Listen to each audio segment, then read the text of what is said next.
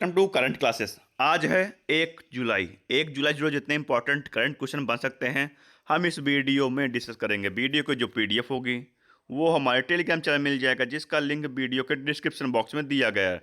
और बता दें, हम डेली इस वीडियो के डिस्क्रिप्शन में कमेंट में हम क्वेश्चन डालते हैं। उस क्वेश्चन का आपको आंसर देना है, जिससे क्या होगा, आपको वो क्वेश्चन रिवीजन तो होगा और बाकी वो क्वेश्चन के जितने भी जुड़े फैक्ट होते हैं वो भी आपको लिखना है, जिससे क्या होगा, इससे जुड़े सारे फैक्ट भी आपको रिवीजन हो जाएंगे। तो चलिए शुरू करते हैं। अंतर्राष्ट्रीय क्षुद्रग्रह दिवस कब मनाया गया? तो यह मनाया गया कब? यह मनाया गया है 30 जून को। 30 जून को, जिसका उद्देश्य लोगों को क्षुद्रग्रह से होने वाले संभावित खतरों और उनसे जुड़ी वैज्ञानिक संभावनाओं के बारे में जागरूक करना। अगला है, किसे 2025 स्काई ट्रैक्स अवार्ड्स में दुनिया के सर्वश्रेष्ठ एयरलाइन का खिताब मिला? तो किससे मिला है? तो यह मिला है कतर एयरवेज को। कतर एयरवेज ने 9वीं बार विमान उद्योग के ऑस्कर का प्रतिष्ठित सम्मान हासिल किया है और सर्वश्रेष्ठ एयरलाइन का खिताब जीता है। सर्वश्रेष्ठ एयरलाइन का खिताब जीता है। अगला है, किसने 5 परोपकारी संस्थाओं को $6 अरब का बड़ा दान देने की घोषणा की? तो किसने की है? यह की है वारन बुफेट ने। 27 जून 2025 को कंपनी के स्टॉक के रूप में 5 परोपकारी संस्थाओं को $6 अरब का बड़ा दान देने की घोषणा की है वारन बफेट ने। अगला है, किसने H2A रॉकेट से जलवायु परिवर्तन निगरानी उपग्रह प्रक्षेपित किया? तो किसने किया? यह किया है जापान ने। जापान ने H2A रॉकेट से जलवायु परिवर्तन निगरानी GOSAT-DW को सफलतापूर्वक लॉन्च किया। यह उपग्रह जलवायु परिवर्तन को कम करने के टोक्यो के प्रयासों का हिस्सा है। यह H2A रॉकेट की अंतिम उड़ान थी, जिसे भविष्य में अस्थायी रॉकेट में बदल दिया जाएगा। अब जापान, तो ये रहा मैप में जापान में हमारे राजदूत कौन है? CB George.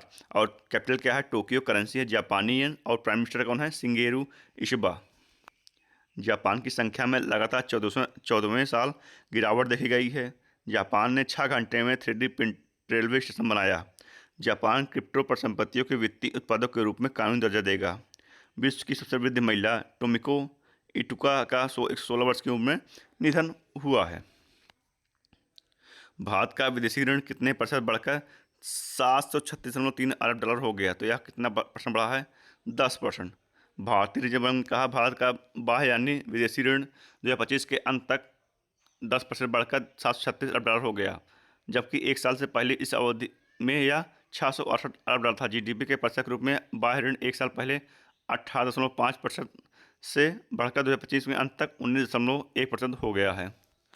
अगला है, हाल ही में किसे धर्म चक्रवर्ती की उपाधि दी गई थी? किसे दी गई?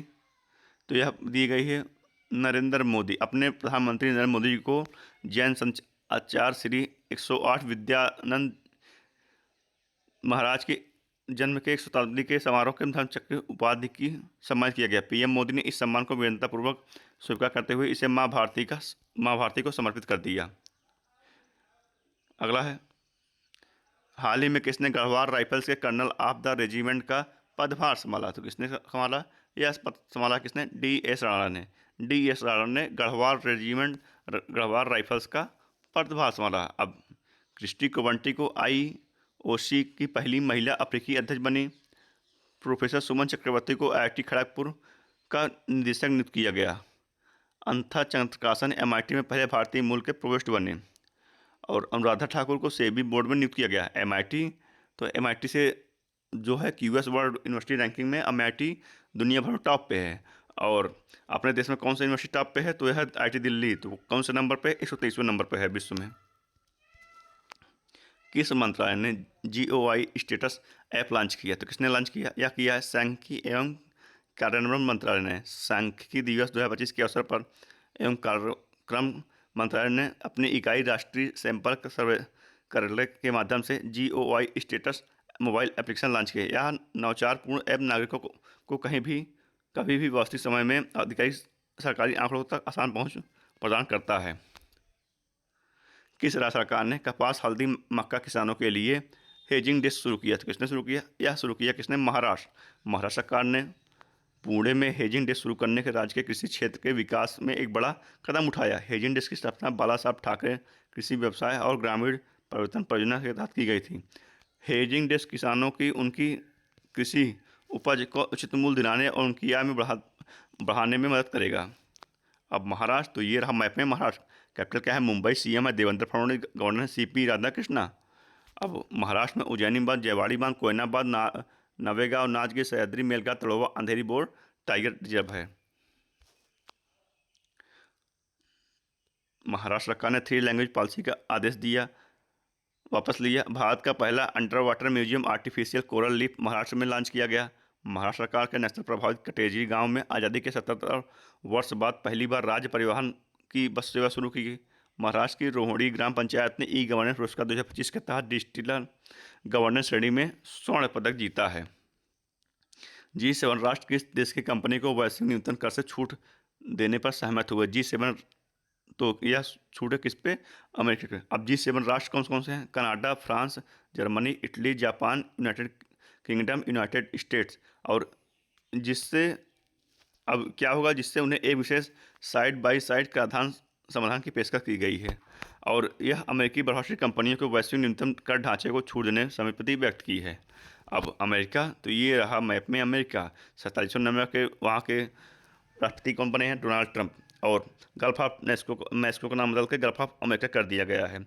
वहाँ WHO से, यूनेस्को से, WHO से बाहर होने वाला देश अमेरिका है। और तुलसी गब्बार्ड अमेरिका खुफिया एजेंसी की प्रमुख बनी है। अगला है, अमेरिका के फूड एंड ड्रग एडमिनिस्ट्रेशन ने HIV की रोकथाम के लिए एक नई दवा लोनोकैपाविर को मंजूरी दी है। ओपन AI को अमेरिका के रक्षा विभाग से $200 मिलियन का AI अनुबंध मिला है। एलन मस्क ने messaging platform x chat launch किया है। अमेरिका के राष्ट्रपति ने गोल्डन डोम मिसाइल रक्षा कवच कार्यक्रम की घोषणा की है। अमेरिका के राष्ट्रपति ने टेक इट डाउन एक्ट पर हस्ताक्षर करके इसे कानून बना दिया है। अमेरिका के पूर्व राष्ट्रपति को प्रोस्टेट कैंसर से पीड़ित होने की पुष्टि हुई है। भारत ने भूमि और समुद्री बंदरगाहों के माध्यम से किस देश से जूट आयात पर प्रतिबंध लगाया? तो भारत ने किस पर? तो यह लगाया है बांग्लादेश पर। अब बांग्लादेश भूमि मार्ग से जूट उत्पादन बुने हुए कपड़ों के आयात पर प्रतिबंध लगा दिया है। हालांकि विदेशी व्यापार महानिदेशालय ने अधिसूचना में कहा कि इसकी अनुमति केवल नहवा सेवा बंदरगाहों के माध्यम से दी गई है। बांग्लादेश, तो ये रहा मैप में बांग्लादेश। कैपिटल क्या है? ढाका। करेंसी है बांग टका। और प्राइम मिनिस्टर है मोहम्मद यूनिस। और भारत और बांग्लादेश के बीच में संप्रति युद्ध अभ्यास होता है। असद आलम सियाम को बांग्लादेश से विदेश सचिव नियुक्त किया गया है। भारत ने बांग्लादेश से रेडीमेड कपड़ों और प्रोसेस्ड फूड आइटम जैसे कुछ सामानों के आयात पर प्रतिबंध लगाया। भारत ने बांग्लादेश के लिए ट्रांसशिपमेंट सुविधा की समाप्त की। बांग्लादेश ने गैर सैन्य अंतरिक्ष अन्वेषण पर नासा के साथ आर्टेमिस समझौते पर हस्ताक्षर किया है। किसने 2025 शक्ति भट्ट पुरस्कार जीता? तो किसने जीता? यह जीता है जरा चौधरी ने। जरा चौधरी ने अपनी पहली संस्करण पुस्तक द लकी ओंस के लिए 2025 शक्ति भट्ट पुरस्कार जीता। सुश्री चौधरी चेन्नई भारत की एक लेखिका, निर्माता और शिक्षिका हैं। अब प्रधानमंत्री मोदी को साइप्रस के सर्वोच्च नागरिक सम्मान grand collar of the order of Makarios III से नवाजा गया। सोनल मानसिंह को 2023 शंकर देव पुरस्कार से सम्मानित किया गया। अनाहत सिंह ने PS महिला चैलेंजर ऑफ द सीजन का पुरस्कार जीता।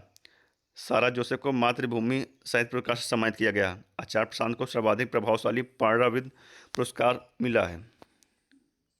आदि कर्म योगी कार्यक्रम किस मंत्रालय द्वारा शुरू किया गया? तो आदि कर्म योगी जो है जनजातीय कार्यालय मंत्रालय द्वारा शुरू किया गया है, जो देश भर में लागू है। इसका उद्देश्य यह सुनिश्चित करना है कि जनजातीय कल्याण योजनाओं को लाभ सही ढंग से जमीनी स्तर पर पहुंचा है कि नहीं। अगला है, हाल ही में Commonwealth parliament association Indian reason के जोन 2 का वार्षिक सम्मेलन 2025 कहाँ आयोजित किया गया? तो यह कहाँ आयोजित किया गया? तो यह किया गया कहाँ? धर्मशाला में। लोकसभा अध्यक्ष ओम बिरला 30 जून 2025 को धर्मशाला के टपवन विधानसभा परिसर में Commonwealth parliament association Indian reason के जोन 2 के वार्षिक सम्मेलन का उद्घाटन किया। यह सम्मेलन 3 जून से 1 जुलाई तक चलेगा। इसमें क्षेत्रीय विधायकों और प्रतिनिधियों के बीच संसदीय आदान प्रदान व लोकतांत्रिक प्रक्रियाओं से सुदृढ़ करने पर चर्चा होगी। हाल ही में किसने 15,000 मेगावाट रिन्यूएबल एनर्जी क्षमता को पार किया है? तो किसने पार किया? तो यह किया किसने? अडानी ग्रीन एनर्जी ने। अडानी ग्रीन एनर्जी लिमिटेड ने बताया कि कंपनी ने 15,000 मेगावाट की पहचान क्षमता को पार कर एक महत्वपूर्ण उपलब्धि हासिल की, जो कि यह 15,000 539 मेगावाट तक पहुंच गई है। यह उपलब्धि भारत में अब तक की सबसे तेज और बड़ी क्षमता वृद्धि को दर्शाता है। भारत की सबसे बड़ी रिन्यूएबल एनर्जी ने कहा कि परिचालन पोर्टफोलियो में 11,005 मेगावाट सोलर और 1,997 मेगावाट विंड और 2,556 मेगावाट विंड सोलर हाइब्रिड क्षमता शामिल है। आज के इस वीडियो में इतना ही। जुड़े रहिए करंट क्लासेस से, डेली करंट पर वीडियो देखते रहिए। धन्यवाद।